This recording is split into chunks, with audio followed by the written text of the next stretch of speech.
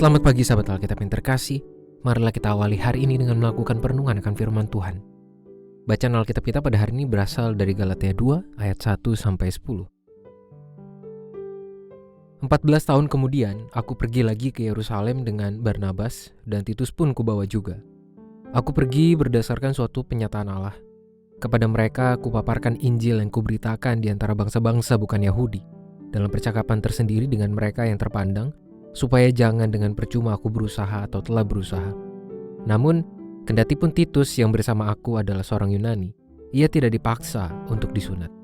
Memang ada desakan dari saudara-saudara palsu yang menyusup masuk, yaitu mereka yang menyelundup ke dalam untuk mengadang kebebasan kita yang kita miliki di dalam Kristus Yesus, supaya dengan jalan itu mereka dapat memperhamba kita. Namun, sesaat pun kami tidak mau mundur dan tunduk kepada mereka, agar kebenaran Injil dapat tinggal tetap pada kamu. Mengenai mereka yang dianggap terpandang itu, bagaimana kedudukan mereka dahulu, itu tidak penting bagiku, sebab Allah tidak memandang muka. Bagaimanapun juga, mereka yang terpandang itu tidak memaksakan sesuatu yang lain kepadaku.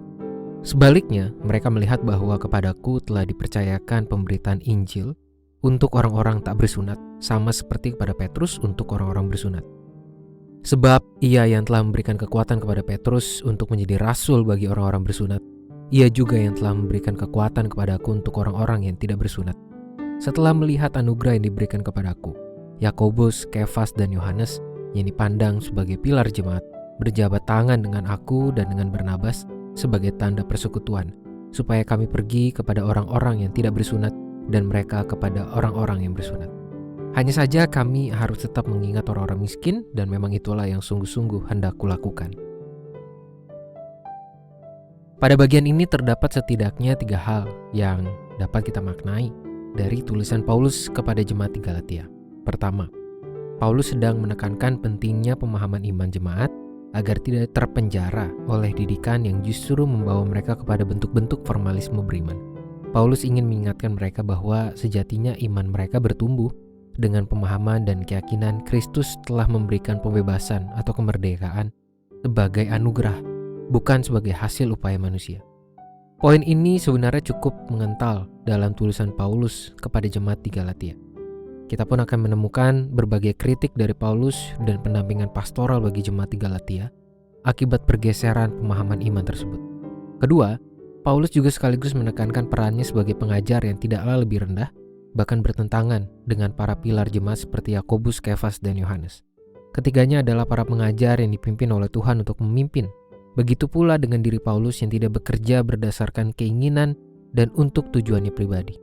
Paulus menegaskan bahwa segala karya pelayanan pekabaran Injil yang ia lakukan terjadi karena kemampuan dari Tuhan dan ia persembahkan untuk Tuhan.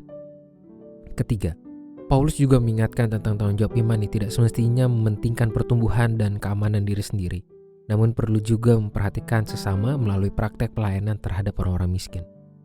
Sahabat Alkitab, di tengah model kehidupan modern yang semakin menekankan citra di atas segalanya, seperti yang muncul dalam gaya hidup bermedia sosial, ditambah dengan kebutuhan manusia untuk mengaktualisasikan dirinya, kita pun perlu berhati-hati agar tidak terperangkap pada orientasi hidup yang tidak sehat.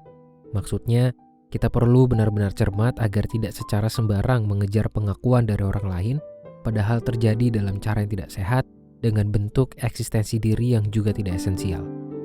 Hal ini dapat dengan mudah kita temukan di media sosial, yakni ketika banyak individu berusaha melakukan sesuatu yang membahayakan dirinya maupun orang lain hanya demi mendapatkan pengakuan sosial. Konsep semacam ini juga dapat merasuk ke dalam kehidupan beriman seorang umat Tuhan, yakni ketika segala bentuk praktek beriman kita lakukan bukan sebagai wujud ketulusan iman, melainkan demi mendapatkan pengakuan bahkan penghormatan dari orang lain. Paulus telah menunjukkan bahwa segala bentuk karya pelayanan dan statusnya ia kerjakan bukan demi pengakuan orang lain, melainkan terjadi karena penyertaan Tuhan dan untuk kemuliaan Tuhan. Jadi, apakah Anda menjalani praktek beriman untuk Kristus atau untuk pengakuan sosial semata? Marilah kita berdoa. Tuhan, tolonglah kami menjadi umat-Mu yang menjalani kehidupan kami, mewujudkan sikap-sikap nyata iman kami kepadamu melalui setiap kegiatan yang kami lakukan, yang kami jalani dengan segala bentuk tugas dan tanggung jawab kami.